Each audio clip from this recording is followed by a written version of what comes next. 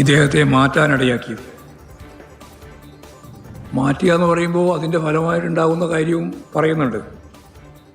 ഇതിനു മുമ്പ് ജമ്മു കാശ്മീരിൽ ഇദ്ദേഹം ഉണ്ടായിരുന്നപ്പോൾ നിയമവിരുദ്ധമായ അറസ്റ്റും തടങ്കലിൽ പാർപ്പിക്കുകയും ചെയ്യുന്ന പ്രശ്നത്തിനെതിരായി നിലപാട് സ്വീകരിക്കുകയും ചെയ്തിട്ടുണ്ട്. അപ്പോൾ ഭരണകക്ഷിക്ക് എതിരായ അല്ലെങ്കിൽ അവരാഗ്രഹിക്കാത്ത നിയമപരമായ നിലപാടുകൾ സ്വീകരിക്കുന്നവർക്ക് രക്ഷയില്ല എന്ന പ്രശ്നം ഉയർന്നു വന്നാൽ അതുണ്ടാക്കുന്ന ഭരണഘടനാപരമായ പ്രശ്നം വളരെ ഗുരുതരമാണ്. അതിപ്പോൾ ഒരു ജസ്റ്റിസ് തന്നെ തുറന്നു പറഞ്ഞിരിക്കുകയാണ്. ഇതിൻ്റെ ഭാഗമായിട്ടുള്ള സംഭവം അദ്ദേഹം തന്നെ പറഞ്ഞു. പേര് പറഞ്ഞിട്ടില്ല എന്നുള്ളൂ, അത് ശ്രീധരൻ എന്ന് പറഞ്ഞിട്ടില്ല, ജസ്റ്റിസിൻ്റെ പേര് പറഞ്ഞില്ല. പക്ഷേ അദ്ദേഹം പറഞ്ഞു ഛത്തീസ്ഗഡിൽ പോയിരുന്നുവെങ്കിൽ അദ്ദേഹം കൊളീജിയത്തിൻ്റെ ഭാഗമാവും. എന്നാൽ അലഹബാദിലേക്ക് പോയതോടുകൂടി തരം താഴ്ക്കപ്പെടുക. ഇത് ആ സീനിയോറിറ്റി പോയി, ഹൈക്കോടതി കൊളീജിയത്തിൻ്റെ ഭാഗം അല്ലാതായി. അതിനു വേണ്ടിയിട്ടാണ് ഈ കാര്യം നിർവഹിച്ചത് എന്ന് ഇപ്പോഴും പേര് പറയാതെ തന്നെ കൃത്യമായിട്ട് പറഞ്ഞു വെച്ചിരിക്കുകയാണ്.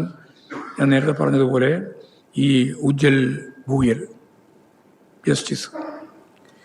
ഇത് വളരെ ഗൗരവമുള്ള ഒരു പ്രശ്നമായിട്ട് തന്നെയാണ് കാണേണ്ടത്. മറ്റൊരു പ്രധാനപ്പെട്ട പ്രശ്നം SIRൻ്റെ ഭാഗമായി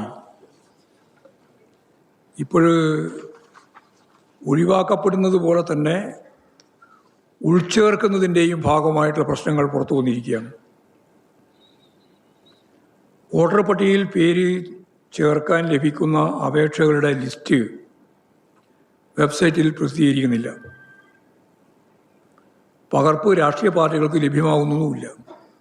ഇത് അടിയന്തരമായിട്ട് ലഭ്യമാക്കേണ്ടതുണ്ട്. കാരണം നിലവിൽ കമ്മീഷൻ്റെ വെബ്സൈറ്റിൽ പട്ടികയിൽ ഉൾപ്പെടുത്തിയതായി കാണപ്പെടുന്ന നമ്പർ അത് ഏതാണ്ട് 26 ലക്ഷത്തിലധികമാണ്. അതിപ്പോൾ അടിയന്തരമായിട്ടും പരിശോധിക്കാൻ സാധിക്കുന്നില്ലെങ്കിൽ ഇത്രയും പുതിയ വോട്ടർമാർ എങ്ങനെയാണ് വോട്ടർ പട്ടികയിൽ ഉൾപ്പെടുത്തപ്പെട്ടത് എന്നുള്ള കാര്യം സംശയം തന്നെയാണ് നിലനിൽക്കുന്നത്. ഓരോ മണ്ഡലത്തിലും 10, 20, 25,000 വോട്ട് ചേർക്കുന്നതിന് വേണ്ടി ലഭിച്ചു എന്നാണ് ഇപ്പോൾ പറഞ്ഞുകൊണ്ടിരിക്കുന്നത്. ചില മണ്ഡലങ്ങളുടെ പ്രത്യേക പരിശോധന നടത്തിയപ്പോൾ ബോധപൂർവമായ ചില നീക്കം ഇതിൻ്റെ ഭാഗമായിട്ട് നടക്കുന്നുണ്ടോ എന്ന സംശയം ഉണ്ടായിട്ടുണ്ട്.